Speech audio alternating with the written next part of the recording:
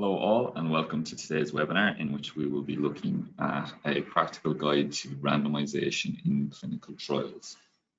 So we'll be looking at randomization as a concept and hoping to give greater understanding to participants about why randomization is so important in modern clinical trials.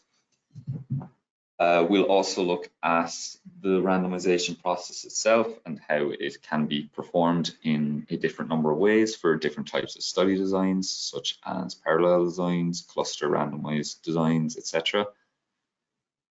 We'll look at the way these study designs differ in respect to things like logistics and statistical analyses and how these will end up affecting power and sample size calculations then. Finally, then, we'll examine some of the possible randomization algorithms that can be used to generate valid randomization lists and giving a practical demonstration and inquiry. So we'll be looking at algorithms such as block randomization, which is quite commonly used, but as well as that, looking at some other different algorithms too.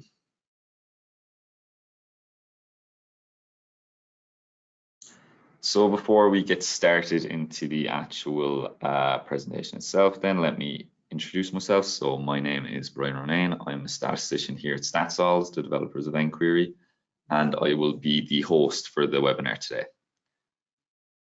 So I'll just get some quick housekeeping things out of the way. So if you happen to have any technical difficulties over the course of the webinar, you're having troubles connecting or any issues with the audio or anything like that, please get in contact and hopefully we'll be able to resolve these. If there's any questions which you may have over the course of the webinar, absolutely feel free to ask these in the questions tab on the right hand side of your software. Depending on time, I might not be able to get around to all these questions, so sometimes these webinars end up running over time, I suppose. So if there's any questions I don't have time to get to at the end of the webinar, I will make sure to respond to them separately in an email. Also then, if you have any questions after the webinar, then absolutely feel free to send us an email and I will get back to your response then as well. And just note then, I'll remind you of all this again at the end of the webinar and give you the contact details for getting in contact with us. And just finally to note that today's webinar is being recorded and a link to it along with the slides of the presentation itself then will be sent to all the participants shortly after the webinar concludes.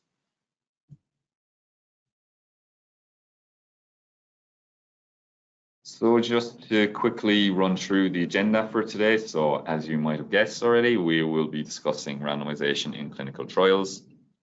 Firstly, I'll be giving a brief overview of randomization in clinical trials, looking at the concept as a whole, really, how it came about and why it's so necessary for clinical trials. Then once that's done, I will be looking at some of the different types of study designs and common randomization strategies that can be used for, parallel designs, cluster randomized designs, crossover designs, etc. I'll be comparing, contrasting these different types of designs and how the randomization is performed for them, and we'll go through some practical examples in nQuery to see how the power will differ between these designs due to the effect that randomization on the different levels, etc. will play. So once we've gone through that then, we'll look at some of the possible algorithms that can be used for creating randomization lists for clinical trials. So a randomization list basically is just a list containing which treatment group each subject was assigned to in the case of like a parallel design, or which cluster, which treatment group a cluster was assigned to in the case of cluster randomized trials. So we'll be looking at some of the advantages and disadvantages of each of these algorithms and looking at where each algorithm might be more suitable. And then once we have gone through that section, I will aim to finish up with a brief discussion and conclusion. I'll just go over some of the main points of the webinar and have a quick recap overall really, and have some take-home points. And just to note then that all example files that I end up using, so any examples I go through, the saves of these will be made, and these will be available after the webinar if you want to play around with them or anything like that.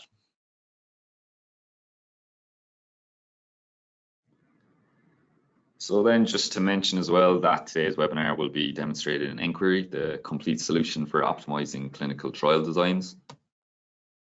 So Inquiry obviously covers a wide variety of clinical trials. It goes from, preclinical research through early phase, but obviously its main strength being confirmatory phase 3 trials and the analyses that are kind of typically used in that context. So as we said already, today's webinar is on randomization, and Inquiry is primarily about kind of study design and sample size determination for these confirmatory phase 3 trials. So we'll be examining how these sort of different study designs with randomization occurring at different levels will affect power, but we will also be looking at the randomization list tool in Inquiry, which is sort of separate to our usual power and sample size calculation tables, and we'll be giving a practical example of how that can be used to generate valid randomization lists. A variety of algorithms, so as I said already, block randomization, complete randomization, things like that, and looking at where these sort of algorithms might be more appropriate than others. So then Inquiry is one of the most widely used power and sample size calculations available on the market, and has been on the market for over 20 years at this stage, so quite well established. So in 2021, over 88% of organizations with clinical trials approved by the FDA used Inquiry to some degree in their study designs. So you can see some of the customers we have here, and currently over 50,000 researchers from different parts of the globe rely on Inquiry to make their trials as efficient and ethical as possible. And you can see some of the positive reviews we've received here from customers.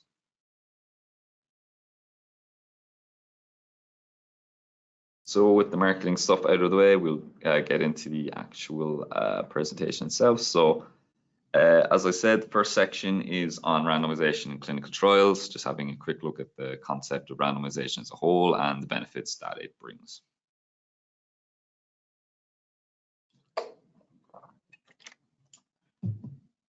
So a lot of the concepts here might be well understood by most of the audience, but it's just good to recap and make sure everyone's on the same page at the start of the presentation, I suppose. So randomized controlled clinical trials, RCTs, represent the gold standard for determining efficacy and safety of treatment.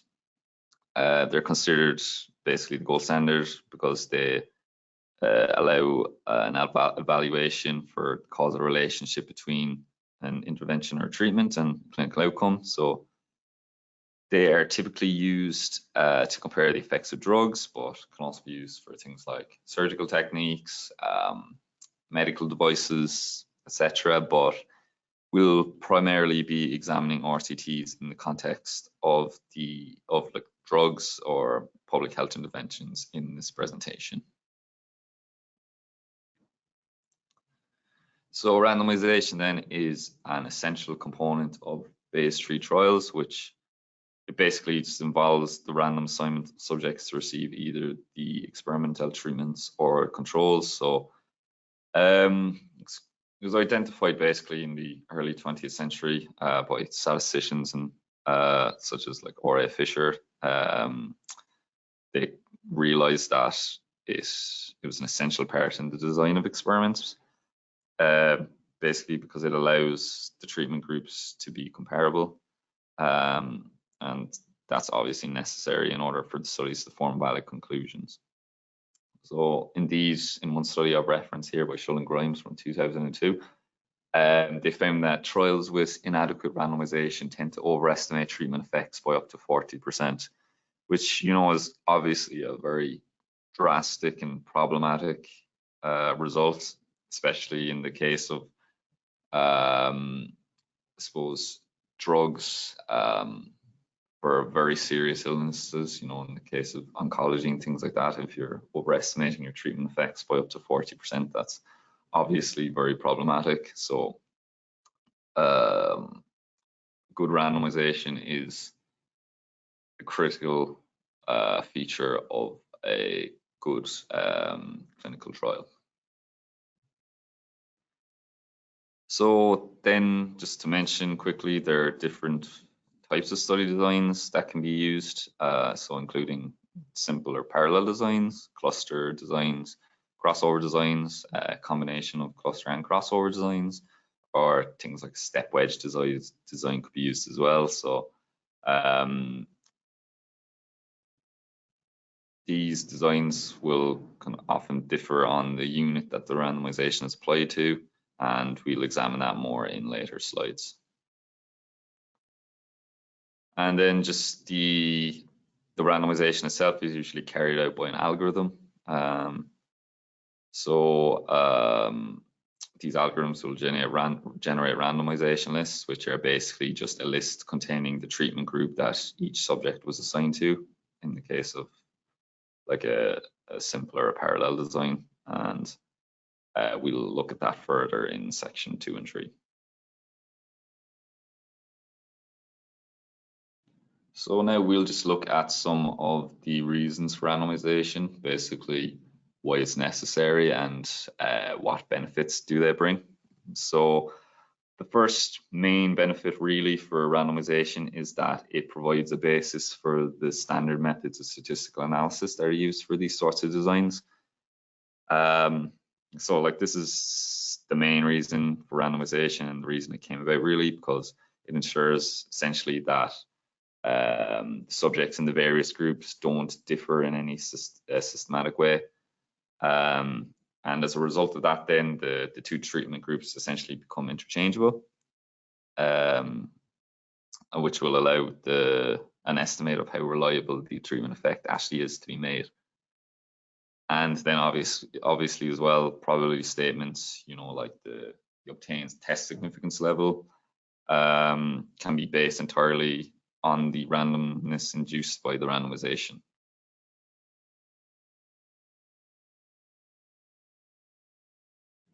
So the second main reason for randomization then is that it's one of the main statistical elements that helps to reduce or minimize bias in a study. This is particularly true in regards to selection bias. So talking about selection bias here, referring to bias that might be introduced to the study. If treatment assignments, future treatment assignments can be kind of predicted or otherwise guessed by the researcher. So researchers might often have, or researchers or physicians might often have conscious or unconscious ideas on which treatments they expect to be better or worse, and the physician might be able to look at previous assignments and kind of detect some sort of pattern and use that to predict future assignments, or there might just be some other way that they can tell what the future assignments are going to be, and that obviously would represent a potential way bias could be introduced to the study. So if they know that no future assignments, they could end up administering different treatments, things like that. So obviously a way that the validity of the study could be jeopardized if there's selection bias being introduced into the study in that way. And as we'll see further really in section 3, there are certain randomization algorithms that can be used to reduce the predictability of the treatment assignments and basically make it impossible, or as near to impossible as can be, for the researchers to predict future assignments. So we'll be looking at those sort of algorithms and contrasting where they should be used and things like that later on. And it's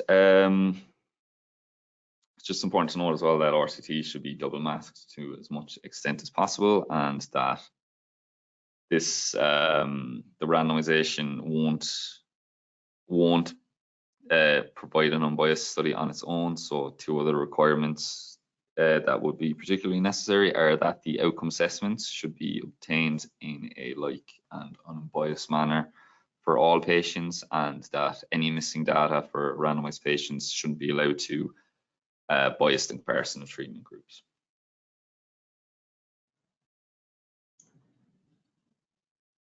So then one additional possible benefit of randomization is that it will, or it's expected, or will tend to balance covariates among treatment arms.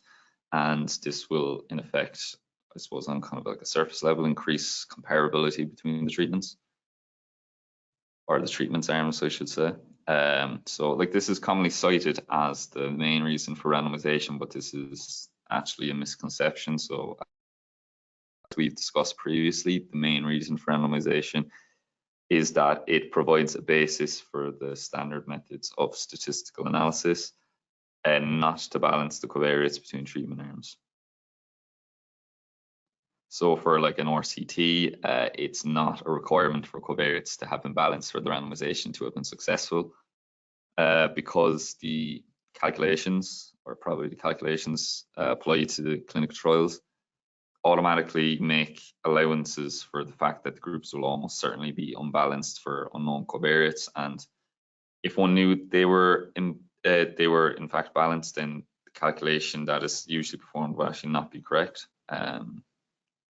So Stephen Sen has a really interesting blog post about this. If you look in the references, you'll be able to find it. So that might be something to look at if you are interested in that.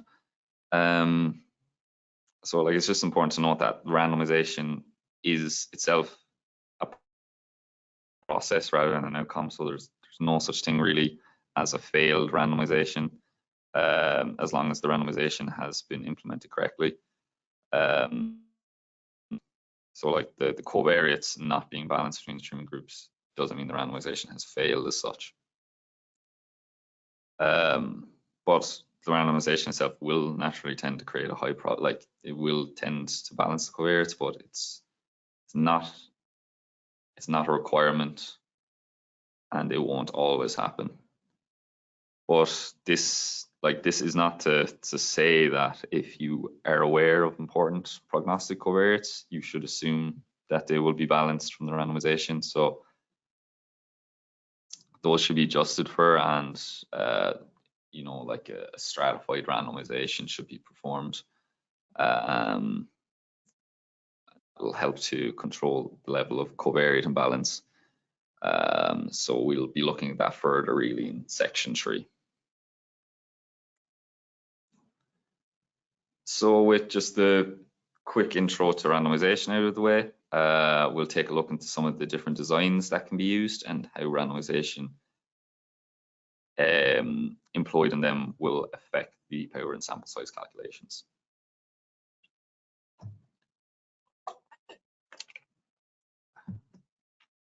So it's just important to note that the trial design and the statistical analyses that will be used must be considered early in the planning stage of a clinical trial. So in Enquiry, we have what we would consider the 5 stages in determining sample size, and this is step 1 in that process. So then of all the design types that can be used, design would be by far the most common. So it's the least complex design, and you know, if you kind of mention clinical trials to someone, it's the obvious one that they would think of really. So just a quick description of how these sort of trials work. If you look in the diagram on the right, you can see that the eligible population is identified from the target population, and then they are randomized using a randomization algorithm to the different treatment arms. So in the case we have here, there's 2 treatments, intervention A, intervention B. So each subject will be randomized to one of them. And we have a binary endpoint here where the subjects in each group either experience an event or don't experience an event.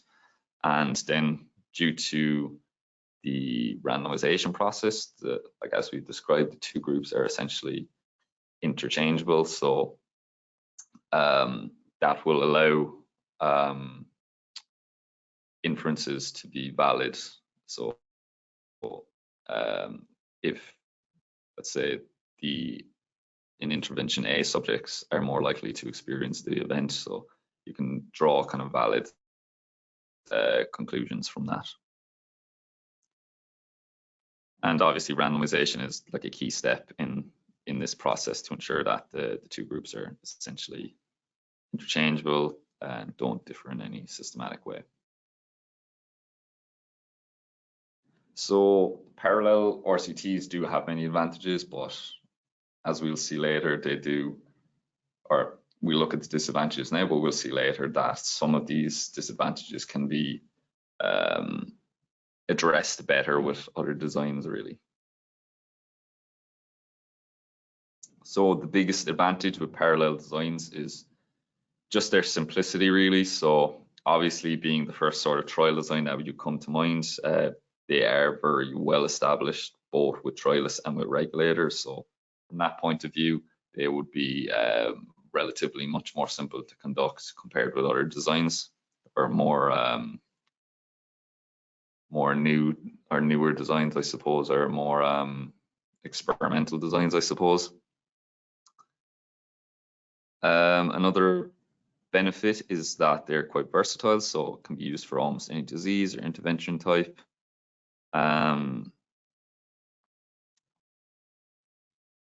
Also, another benefit is that different treatments can be administered concurrently or at the same time and evaluated simultaneously. So that will represent an efficient trial from a time perspective, as well as hopefully reduce the cost. And then final benefit would be that because the treatment arms are kept separate, there's less chance of things like contamination, meaning that there's less chance of the control group, getting access to the treatment or vice versa and things like that. However, there are some drawbacks to this type of design. So because we are using comparisons between subjects, there will be lower power than other designs, such as crossover designs, when sample size is the same. And kind of related to that point as well, if you have a larger sample size than could be achieved with a different study design, it'll be harder to recruit subjects for it, and similar parallel populations are required. So that represents possible difficulty from a recruitment perspective compared to other types of designs. Then another point would be that if the subjects are only measured once, when you compare with sort of like a repeated measures design, there's a possibility that some important short-term treatment effects could be missed. And then finally, placebo usually isn't an option in parallel trials unless the disease in question is very mild or non-threatening. So you can obviously see from an ethical standpoint, if you're dealing with a very kind of deadly disease, I suppose, randomizing someone to a placebo when they could be using an effective treatment is obviously raises ethical concerns. So it's just an important point to consider, but this might not be an issue for a lot of trials. Okay, so now that we have parallel designs out of the way, we'll be taking a cluster randomized trials. So these types of designs are often used when the target population of trial exists in very kind of convenient groups or clusters, as they're known. So for example, these could be schools, villages, geographic location, hospitals, things like that, really. So these clusters are recruited, and then instead of randomizing the individual subjects, an entire cluster will be randomized to a treatment group. So randomization here really will happens on the levels of the clusters. So for example, treatment A might get 5 clusters, treatment B might get 5 clusters as well, and then all the subjects in each cluster receive like treatment A or treatment B. So just when you compare it to parallel designs, for parallel designs, randomization happens on the level of subjects, whereas for cluster designs, randomization happens on the level of clusters. So these sort of designs then are mostly seen in public health interventions as opposed to drug trials, but they can be used in a variety of different settings. So then when you're using a cluster randomized design, there's some additional factors that will affect your power. So the number of clusters and the cluster sizes will all play an effect. So in general, having a lot of small clusters will require a smaller overall sample size than if you had a small number of large clusters.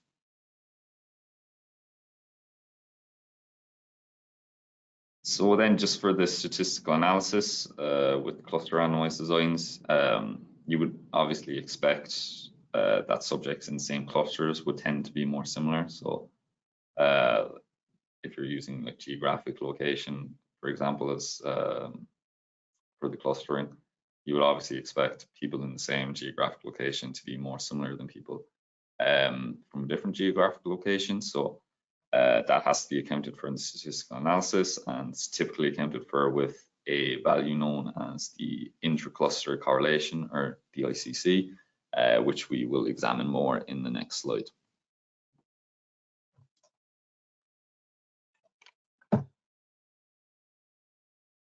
So the ICC then basically measures the level of clustering in the design on a scale from 0 to 1, and it's calculated from the variances both between and within clusters. So you can see in the top right-hand corner an example of the ICC being calculated for a continuous random variable. So then basically, if you had what was considered complete clustering, then each subject in a cluster would see the exact same response pattern. So an example I have here on the right. So it's a binary response, and each of the 3 clusters sees either all ones or all zeros in response to the treatment. So if that's the case, then having more than one subject in each cluster would provide no more useful information than just having one subject. So obviously this wouldn't be ideal, and you wouldn't want to use a cluster randomized trial in this case. And then the complete opposite is if you had no clustering effect. So in the second example here, you can see that the overall cluster sees the same sort of response pattern. So for example, in every cluster, you have 3 subjects respond to treatment and 1 does not. So like that's essentially equivalent to just having a random sample. And in reality, then like the level of clustering, I suppose, in reality will be, usually it's less than 0.2. So generally, you're not going to want to run a cluster randomized trial if the level of clustering is too high, because the sample size required will inflate and become overly large, really. So usually you would only be running a cluster randomized trial definitely when the ICC is less than 0.2, but typically will be between 0.01 and 0.05. Then just to mention that ICC values are usually estimated by looking at previous similar studies, or if you could run a pilot study, and also as well consort recommendations for reporting also ask for the ICC to be reported. So it should be relatively easy to look up previous examples in order to get some ballpark figures for ICC values.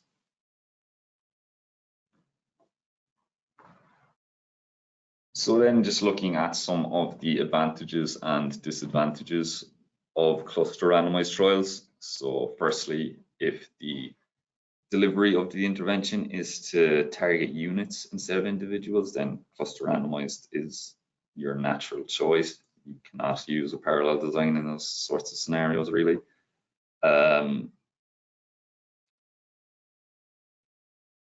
So a clear-cut example here would be something like a change of IT processes that would apply to a full building. So that building would then be a cluster.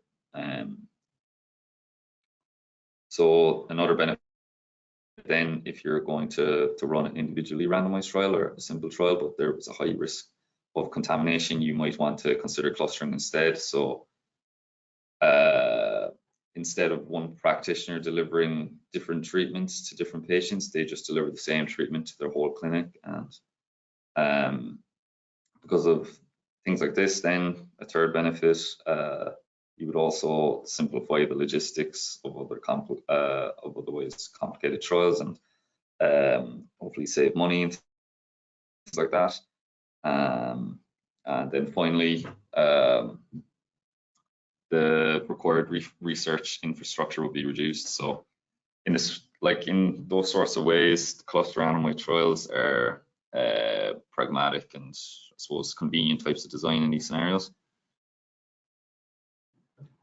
Some drawbacks exist with cluster randomized trials as well, though. So one of the main ones would be that for these sorts of trials, larger sample sizes are generally required when you would compare with something like a parallel design. That's primarily due to the clustering effect. So we'll be looking at this further in an example later. So then another disadvantage will be higher risk of identification and recruitment bias. So obviously, if you're recruiting entire clusters at once, you could also end up with baseline imbalances that would affect the outcome. So for example, if age was prognostic on treatment outcome and some clusters just happen to be older than others, this could obviously affect the inferences drawn then. So just a quick touch on mixed effects or hierarchical models then as well. So these are related to cluster randomized trials. They're basically just an extension to the regular linear regression framework in order to include random effects. So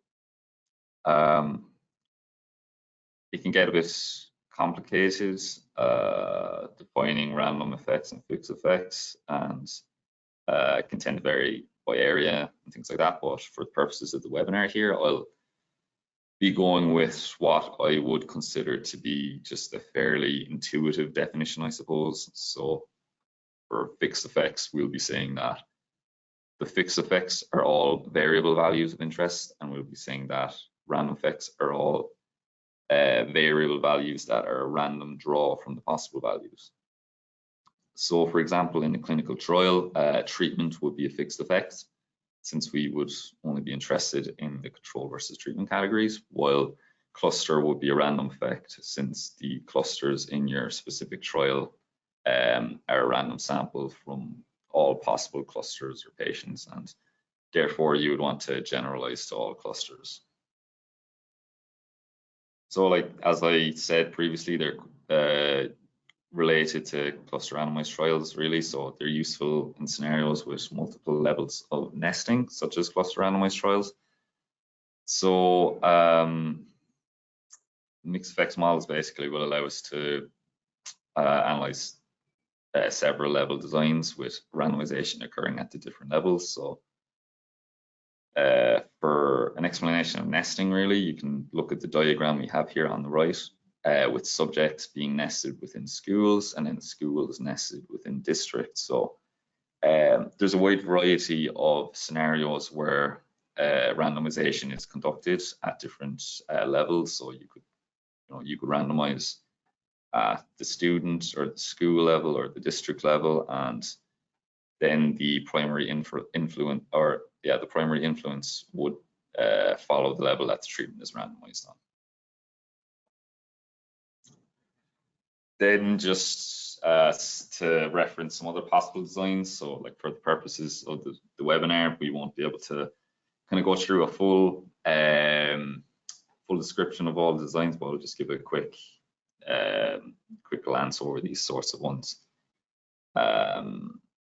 So the first we have here is crossover designs, which is a type of repeated measure design where each subject crosses over from one treatment to another at specified times. So in this way, the sequence, so for example here, receiving treatment A, then B, or treatment B, then A, is the unit of randomization. So like, for example, the treatment would be randomized to sequence AB or to sequence BA. So for AB, they received A, then B after a washout period. And for being assigned to sequence BA, they receive B, have a washout period, then treatment A.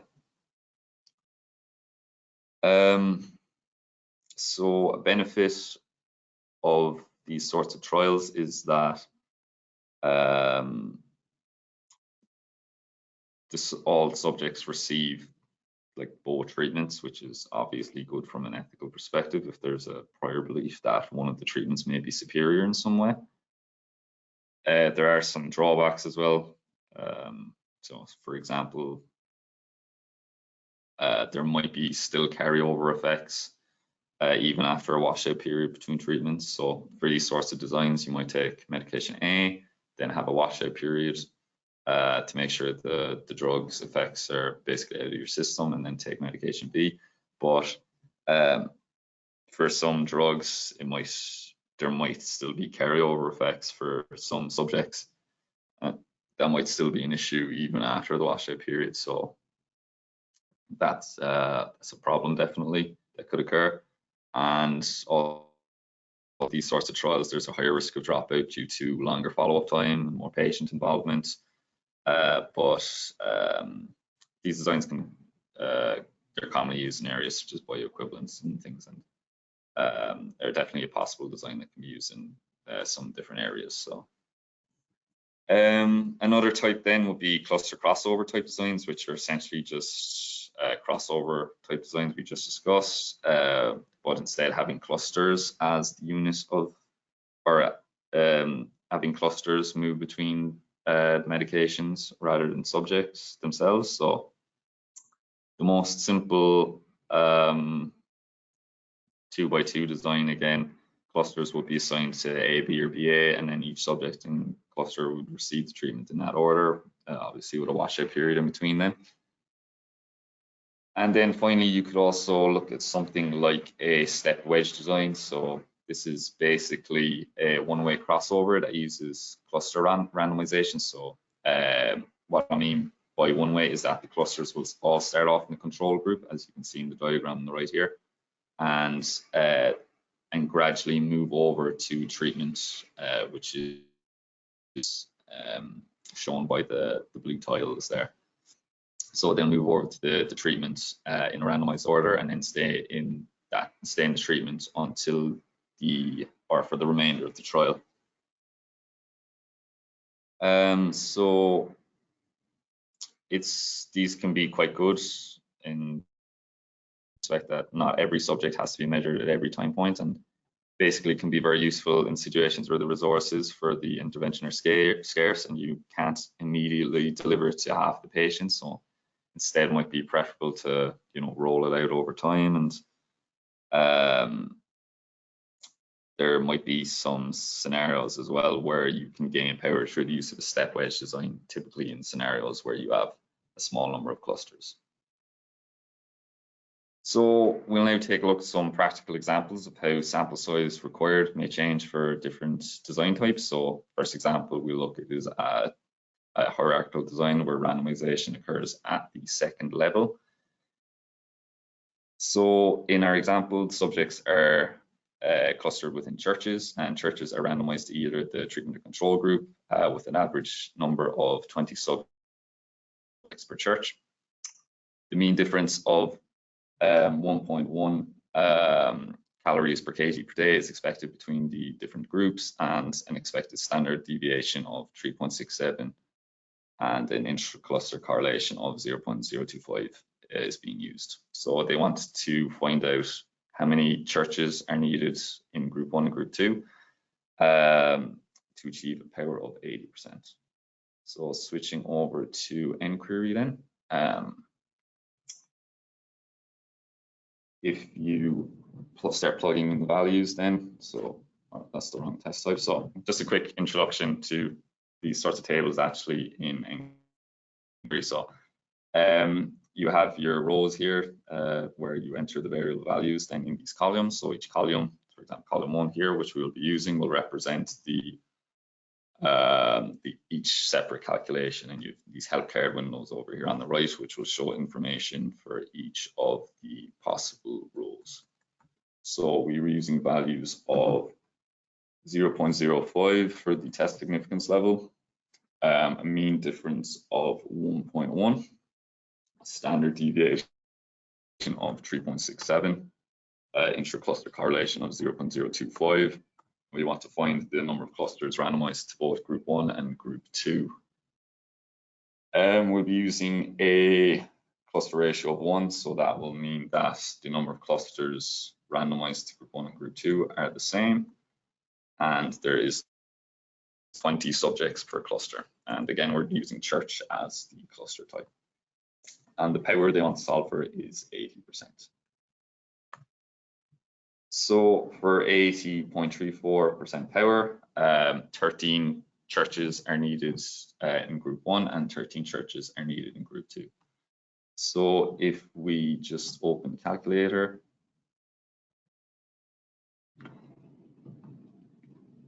so opening the calculator here, if we have 13 churches in group 1 and 13 churches in group 2, we'll have 26 churches in total, and multiplying that by the subjects per church of 20 value, we will get 520 subjects needed between the two groups.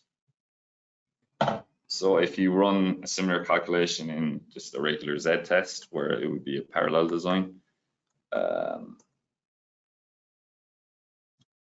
we'll see what sample size we get.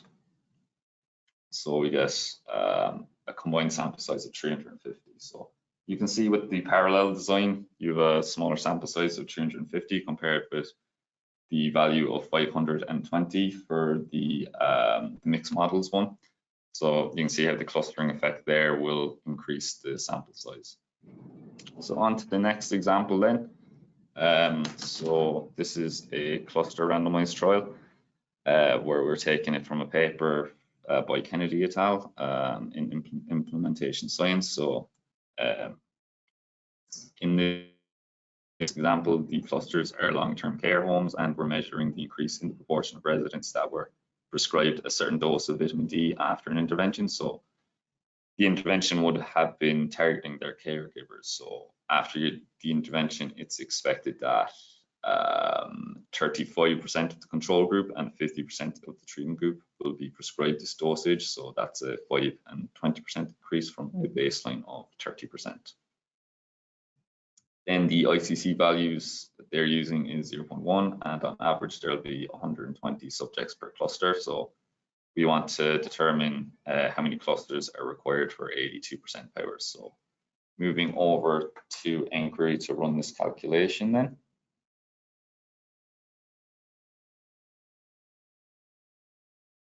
So the values they're using is 0.05. We're going to assume they're using a pooled chi-square test or an unpooled chi-square test. Then the control group proportion is 0.35. We're analyzing differences. Test statistic under the null hypothesis is that is 0, is that there's no difference between the treatment groups, whereas the test statistic under the alternative hypothesis is that there is 0.15 difference between the treatment groups. Intra-cluster correlation value was 0.1, and we want to find the clusters assigned to the treatment group and the clusters in the control group. So we'll leave these blank, and we'll plug in a cluster ratio of 1 there as well. So the cluster sample size in both treatment groups was 120. So we'll plug that in for those two values there, and the power there is 82%. So we'll see here that we get 19 clusters per treatment group. So it's giving 38 clusters in total. And taking the average of 120, we'll plug that into the calculator.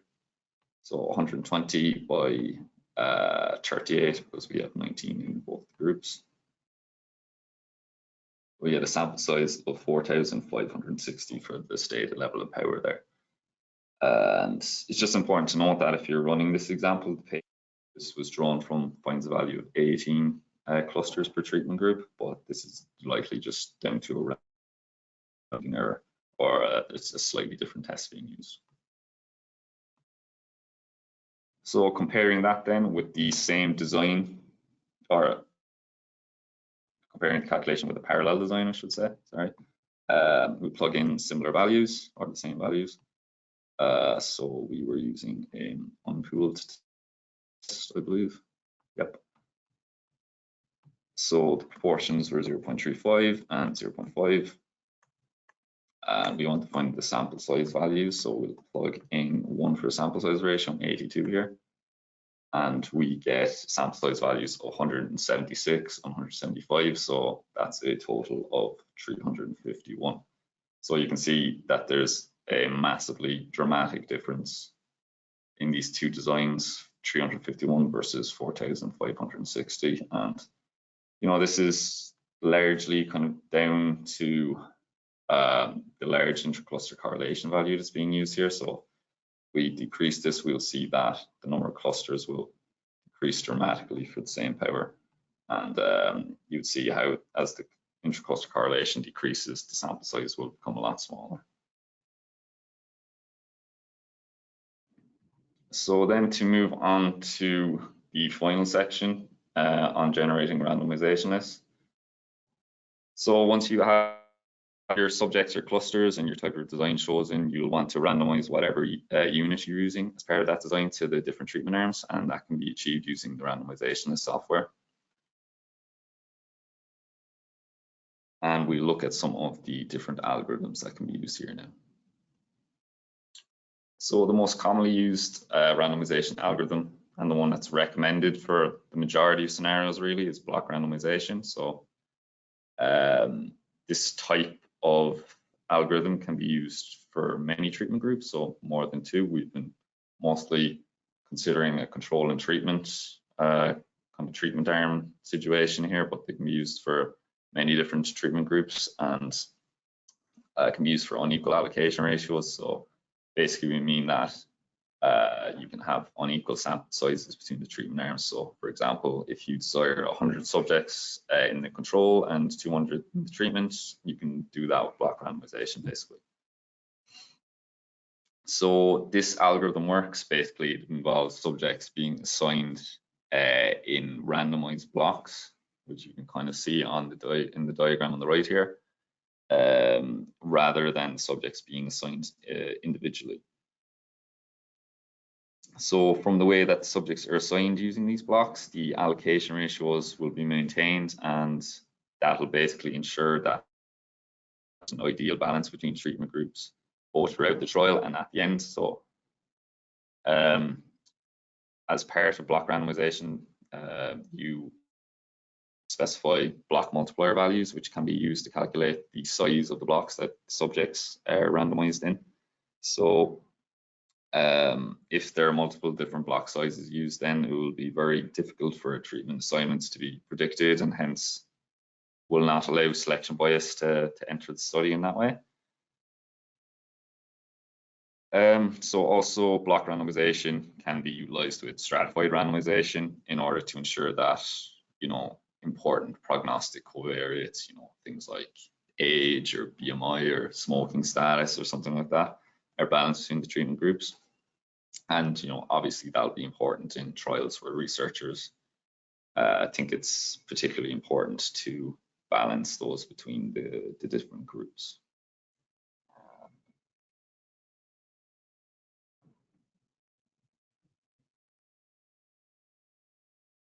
So some other randomization algorithms that can be used, or kind of randomization topics that we should quickly have a look over. So first talk about stratified randomization. So as we mentioned just previously, there might be some covariates that they know in advance, or researchers know in advance, to important risk factors associated with some outcome for patients.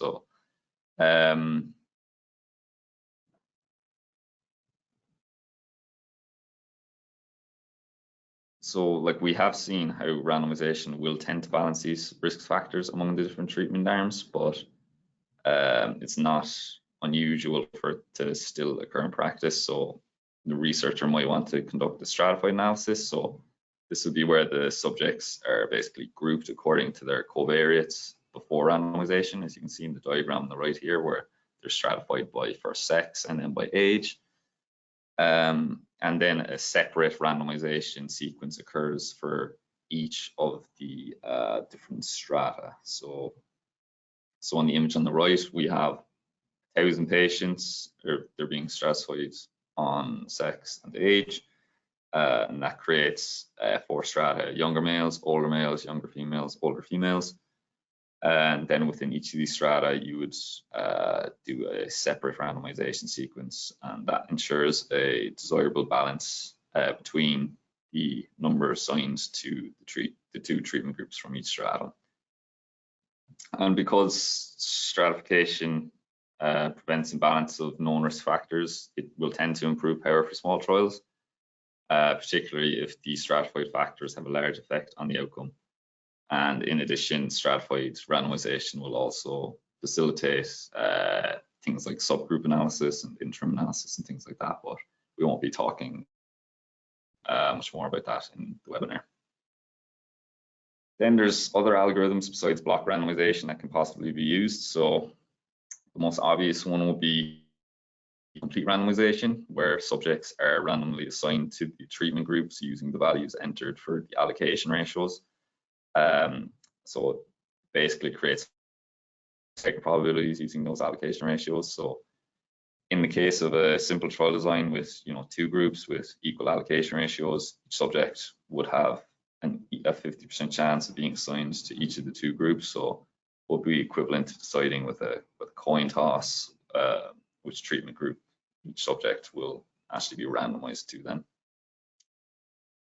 So it's quite a simple algorithm, but will lead to, or it's likely to lead to, imbalances between treatment groups both throughout the trial and at the end. So you can imagine if you're assigning 100 subjects or 100 clusters or whatever to the different treatment groups, and you're like flipping a coin, you might get 5 heads in a row at the start or something like that, or midway throughout the randomization process. And as you're kind of enrolling subjects, having 5 at the start before any have been assigned to the other treatment group could be like problematic. Or at the end of the trial, then you might have 60 subjects assigned to one group, 40 assigned to the other, and you wanted 50-50. It's obviously not ideal from that perspective.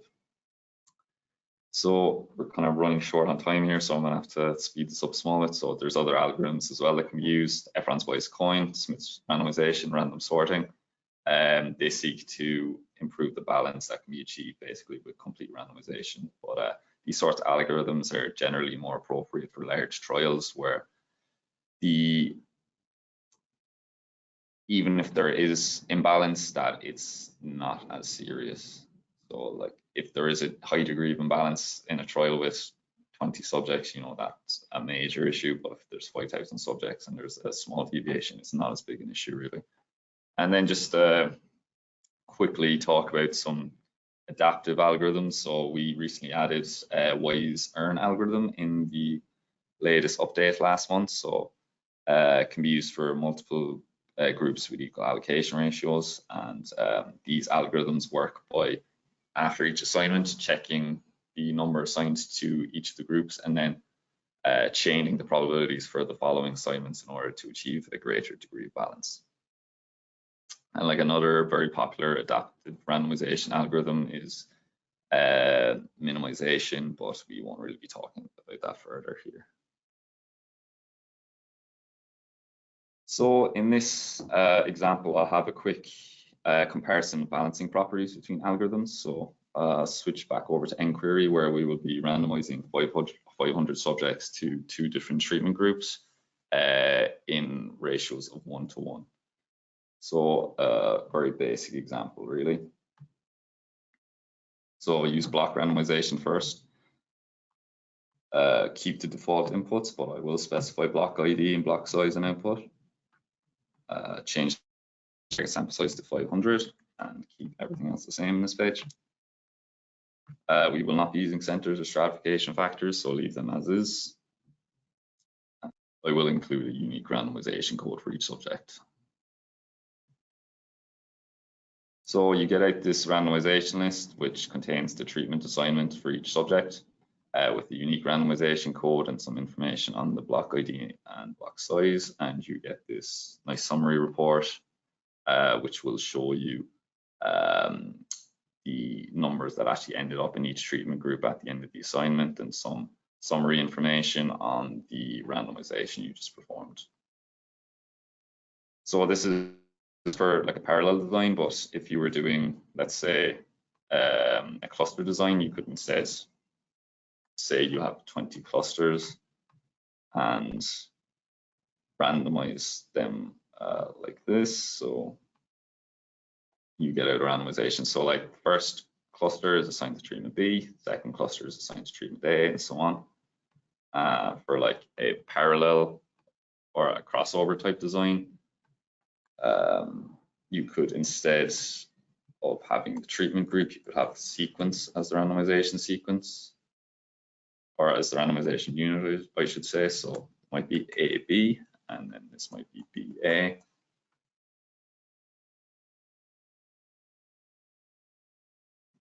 So, you know, like the first subject is assigned to sequence BA, second is assigned to sequence BA, then third is assigned to AB.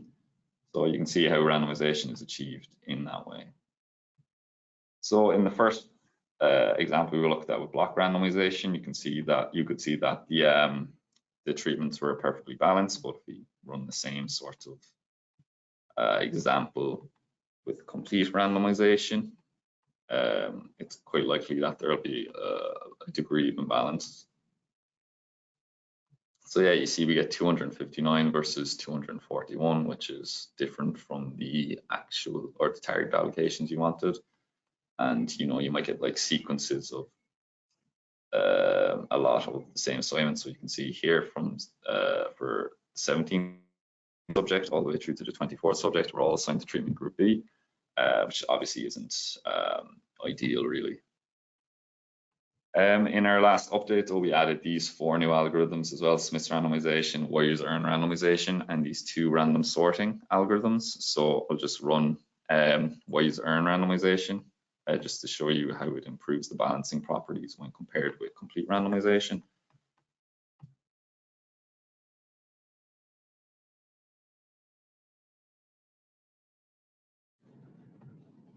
So you can see at the end there's still a bit of imbalance, but it's better than complete randomization. If you run it again, it'll probably be even closer.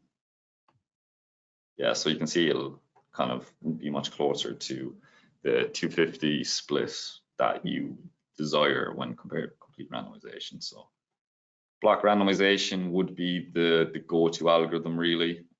These other algorithms could be used in scenarios where there's a large sample size and deviations or minor deviations isn't too big of an issue, really. So switching back to our final example then. So we have block randomization with stratification. So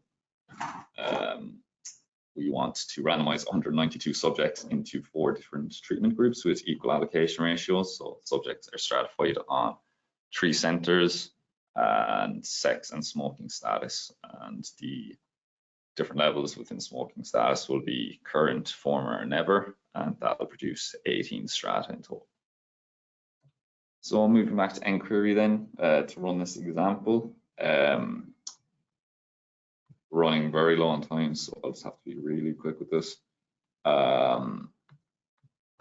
So target sample size, or we'll just leave the default block randomization as is, but we'll switch constraint block allocation to yes and specify block ID and block size output to yes.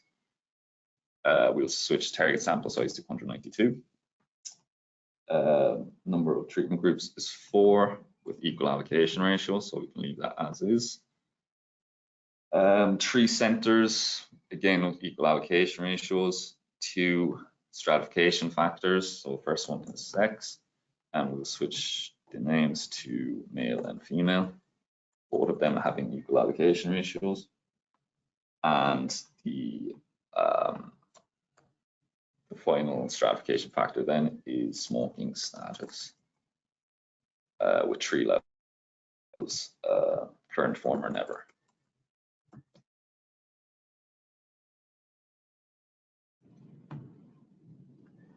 So running, then you get this sort of stratified randomization list with the additional columns for the center, sex, and the smoking status that each subject is drawn from and which treatment group they should be assigned to.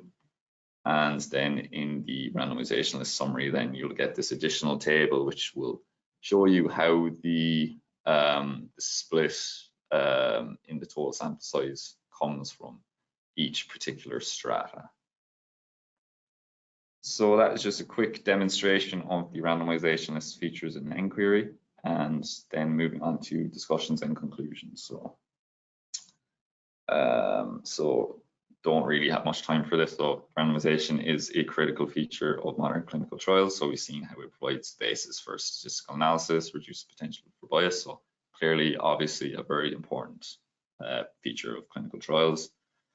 So there's different types of designs that can be used: parallel, cluster, crossover, things like that. And the randomization will generally happen at different levels for these types of designs, and this will affect the logistics and statistical analysis.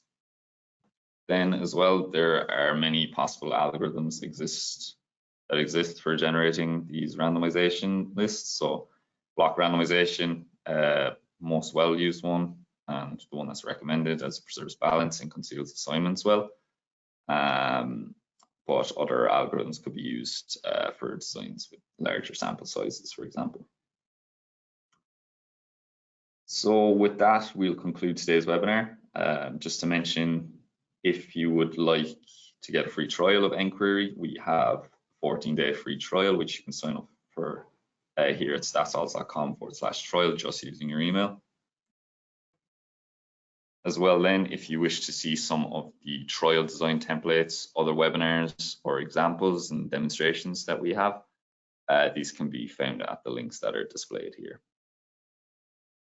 So I mentioned previously that the latest version of nQuery, version 9.3, was released just last month. So 25 new sample size tables were added, and there was a major upgrade to the group sequential design tables, which improved or drastically improved the functionality of them, and majorly improved the customer experience, or the user experience, I should say there.